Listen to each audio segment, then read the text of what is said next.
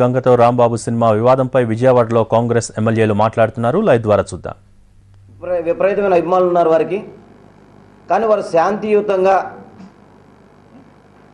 ఉండమన్నారు కాబట్టి అభిమానులందరూ కూడా వేచి ఉన్నారు. కానీ ఆ శాంతియుతాన్ని మాత్రం మీరు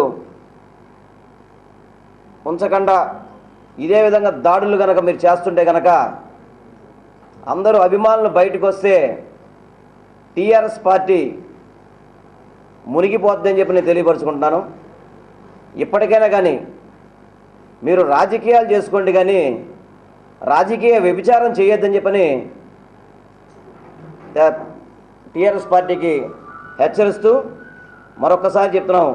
ఇందాక జోగి రమేష్ గారు చెప్పిన ప్రకారం సినిమాని సినిమాలో చూడాలి తప్ప సినిమాలు ఇప్పుడు ఇంతకుముందు మీరు జై తెలంగాణ అన్నారు, జై బోలో తెలంగాణ అన్నారు, వీర తెలంగాణ అన్నారు.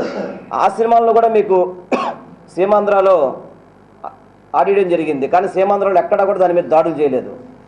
కానీ మీరు కేవలం పాత్రలో ఇవన్నీ కూడా ఒక కళాకారుల రూపంలో చూడాలి తప్ప ఇటువంటి విధంగా దాడులు చేసి భయభ్రాంతులు, ఇంకా తెలంగాణ రాకముందే ఈ విధంగా భయభ్రాంతులు చేస్తుంటే మీరు రేపు తెలంగాణ వస్తే అరాచకాలు ఆగుతాయా?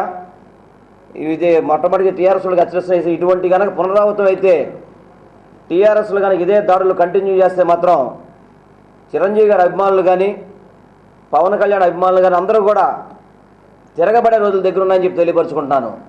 అదేవిధంగా ఇవాళ ఉదయం ఎక్కడ చూశాను, ఎర్రబల్లి దయాకర్ గారు కూడా ఈ సినిమా రీళ్ళు తగలబెడతా ఉంటున్నాడు. సిగ్గుందా దయాకర్ గారిని అడుగుతున్నాం. బాలకృష్ణ సినిమాలు వాళ్ళవి వస్తున్నాయి, నందమూరి జూనియర్ ఎన్టీఆర్ ఉన్నాయి, వాళ్ళవి కూడా తగలబెడతాడా? అది కూడా తెలుసుకొని ఎర్రబల్లి దయాకర్ కావచ్చు, కేకే గారు కావచ్చు, ఎవరైనా కానీ సినిమాని సినిమా పరిశ్రమ చూసుకోవాలి తప్ప సినిమాని అడ్డుకోవడం కానీ ఇటువంటి ధ్వంసాలు చేసే కార్యక్రమాలకి మీరు అందరూ కనుక ప్రోత్సాహం ఇస్తే వీరి మీద కూడా కేసులు కట్టి అరెస్ట్ చేయాలని చెప్పని మేము